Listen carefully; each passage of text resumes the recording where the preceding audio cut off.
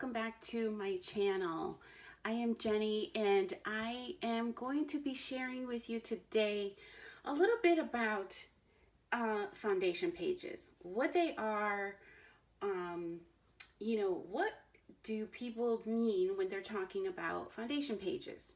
So I'm going to try to give you some examples and hopefully I will be able to share some of the foundation pages in follow-up videos that I have created at different varieties. So some building foundation pages that you can look forward to, as well as some finished products. So some completed layouts using foundation pages. So what are they? So essentially, they are the foundation for scrapbooking, which is paper, right? So that's what we're talking about. Really laying down the foundation of just strictly paper. So I'm gonna put a piece of paper here so you have something to look at while I'm talking, because I will be talking for a little bit. So, what they are is that they you can select either a design of your own, which sometimes I do. You might be able to pick them up in classes that you've taken. Like if you've purchased content, go back and look at like what grounds the layouts, right? I'm gonna give you a couple of examples of sketches because I'm a sketch girl. I love to use sketches and kind of turn them into my own thing. Sometimes I follow them really strictly. The other thing that I use is Pinterest. I love Pinterest. I know some people, either love it or hate it. I love Pinterest for many different things, but it's specifically for scrapbooking. So let me share with you just a couple of different sketches. I picked these out in particular because I thought that they did a good job, and sorry for the shakiness, I just bumped into the table. I thought that they did a really good job at really simplifying. So if you could imagine taking off those pictures, right? This is, by the way, it's a free sketch from Scrapbook Generation. You guys can see on here, it's the free sketch from March of 2017. And essentially, look at this. Scrapbook Generation does a really good job about giving you measurements, so you may want to stick to that. But if you don't,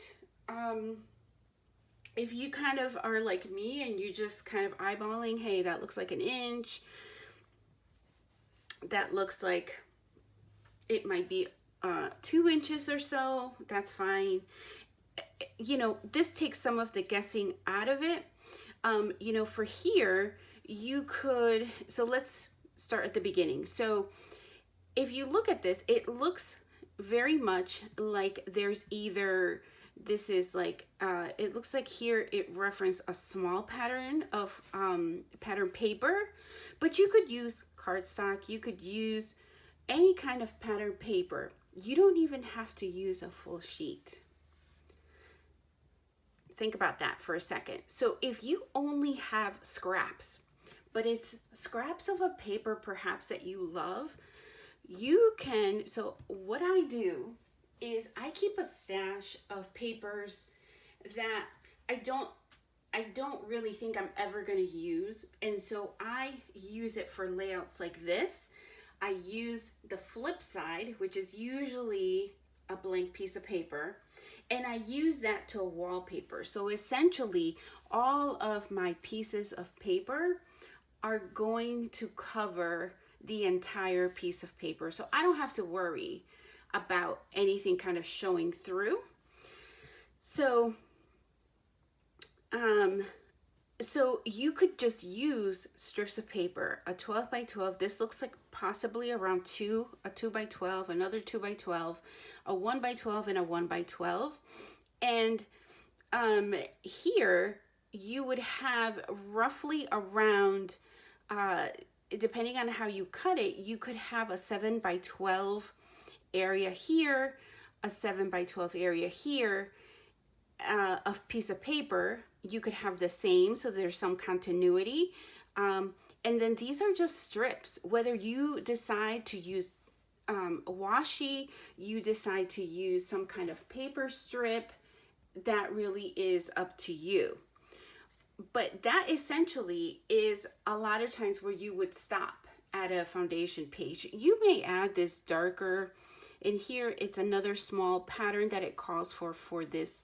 It looks kind of like an 8.5 by 11 size paper, but you definitely don't need to do that part of it as you're creating the foundation page. And so a lot of times when I feel like I don't feel like scrapbooking, or don't think, like, I just want to play with paper, I don't necessarily want to go try to find pictures and, or the embellishments and things like that. I'm feeling a little bit like I'm not 100% into like wanting to scrapbook, but at the same time I want to play with paper, but not all the way. I know it's weird. I'm weird. Like it happens, right? So that is sometimes when I get into the mood to create multiple of these foundation pages, and I always have a stash of them in my scrap room somewhere. So imagine that you have this in your stash, and you get a fresh stack of photos. Why not go through the foundation pages that you've already made to try to build on, right? The papers that really show off your pictures, and you can take it that next step. And I will show you that in upcoming videos of what I do, what my systems are, that sort of thing, to help me along with the process. I was gonna say batch process for those of you who are OG project lifers, pocket page photos, pocket page scrapbookers. This is a thing. So this is just one example. I'm gonna show you a different one. This one is from Page Maps, and so this is another free. Page Maps is a great resource. This one is from May of 2021, and I'm specifically, you could pick multiple of these, but I thought what would be simplest is to probably pick this particular one here, because it is very simple. If you look at it, you could use a pattern paper. You could use a cardstock for the base, the main base that you're going to stack your pattern paper on. And then super easy. It is 2 sheets of paper cut down. My guess would be, because the thing about Page Maps is that they do not have measurements on here like Scrapbook Generation. So if you really are a precise scrapbooker and you really like having measurements, then I would definitely urge you to go to Scrapbook Generations. Their sketches are very detailed. This, you kind of have to kind of guesstimate the sizes, right? But once you do this for a while, you can kind of say, okay, well, this one looks like perhaps it's a 10 by maybe about 7 inches or so, this like floral in the back. And then this one looks like it's very close to that same measurement, except you'll see that they just rotated, right? This is in vertically, and this one they positioned horizontally. Probably because of this pattern, I don't really know. And then there's only 3 other strips of paper. There's this one here where they made a fishtail flag, same thing here, and they just did a scallop punch there. Super simple. So I'm gonna bring this up again. I want to just show you guys that. Super simple, right? But you can find it in the May 2021 sketches. So I hope that helps you. I hope that gives you a little bit of introduction into what foundation pages are. I will show you that I have them. I am not lying when I say that I don't have them in an album. I just have them in a 12 by 12 plastic folder. But I have them, I did take a class, so I want to make sure that I don't necessarily show you class content, but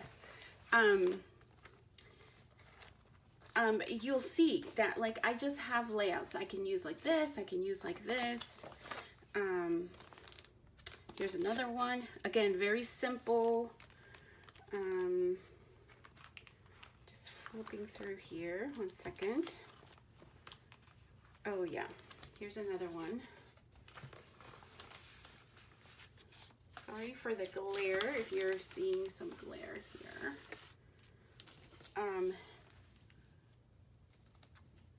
But here's another one. Like, I probably wouldn't have put those papers together. That is one that I made with scraps. I just had in my stash. But yeah, those are some foundation pages. Whenever I feel the need to put kits together, if I'm going, you know, whether I'm scrapping here at home, I like to have a stash of kits like ready to go. It takes a lot of the guess out of it, so I tend to come to my foundation pages first, just to be, you know, so that they're also not sitting somewhere and not getting used, because we're all about using up what we have. Kind of go through my printed photos and see if I can take any from there first before cutting into any other collections. That makes sense. But you don't have to do it that way. You can use a collection, which I will show you. I will show you a collection that I have kind of curated for myself, and that I am going to use to create foundation pages. So there's really not a lot of limits. You gotta let yourself be open, and maybe you combine